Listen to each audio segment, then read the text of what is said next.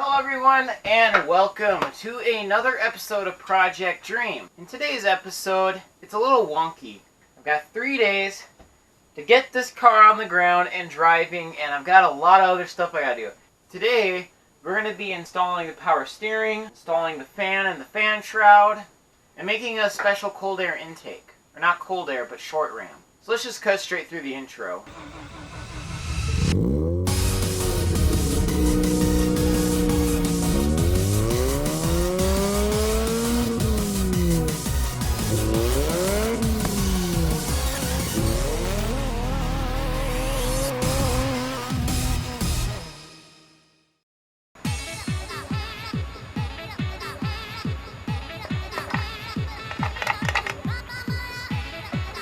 Wow. Look at that. Well, what we're going to have to do is we're going to have to go take a grinder and grind this bottom off.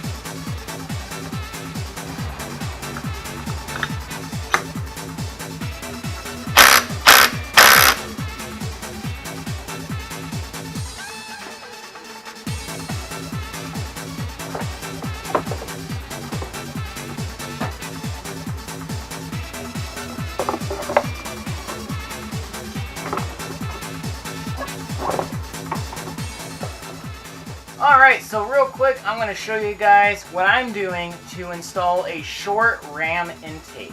Now, there's a difference between cold air intake and short ram intake. A cold air intake is when you take your air filter and you locate it somewhere out of the engine bay. A short ram air intake is basically your filter still in the engine bay, but it's closer to the engine, meaning it's more responsive. That's the way I did it in my Eclipse. They did give me a pipe to make it a cold air, but I wanted it short, just because.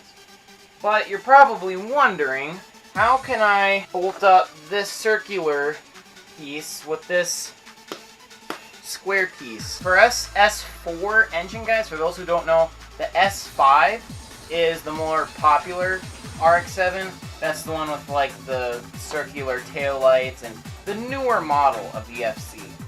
The older model, S4, has a lot, is based just, a little bit different. There's little things with the engine that are different. And so with the S4, we got this squared intake that went into our air box located here. Now there's kind of debate of whether using a box is better than using a cone.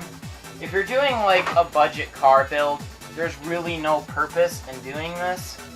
But I'm just doing this for the sake of doing it.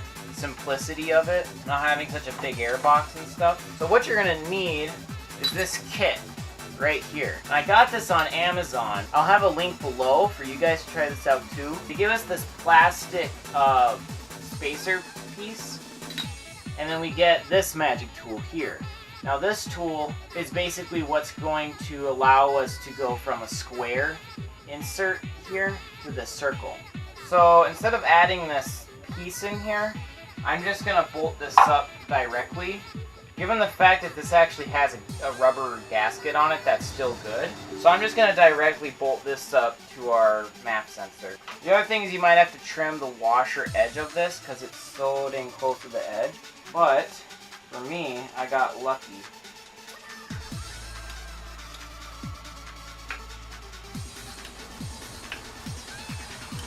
Now that that's on, we can get to the filter.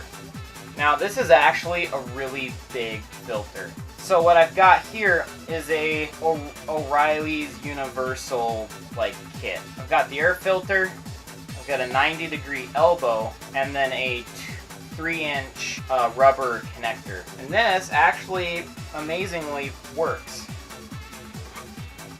Just put that on, and then that's that. There's your short ram air filter. And the big thing with this is you don't want to have like a rubber, you don't want to have a rubber 90 degree, because if you twist that and bend it, it could crimp at some point, and then that crimp is going to restrict your airflow. And the whole idea of this is to increase airflow. That's the whole point of doing this, is it just makes it flow fast. More air, more gas, more power.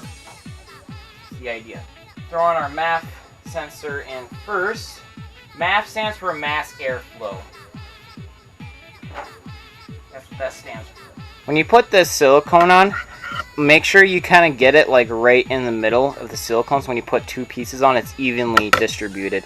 You don't want to have it like too close to the edge, because if you clamp it, it'll actually warp out and you might get leakage and stuff. Put this through our mounting loop and slap these two guys together. Oh, I put the thing on backwards. Alright, so that is how I did my short ram air intake. If you guys have any questions, be sure to leave it below. Let's move on to the next thing, which I'm not sure what is.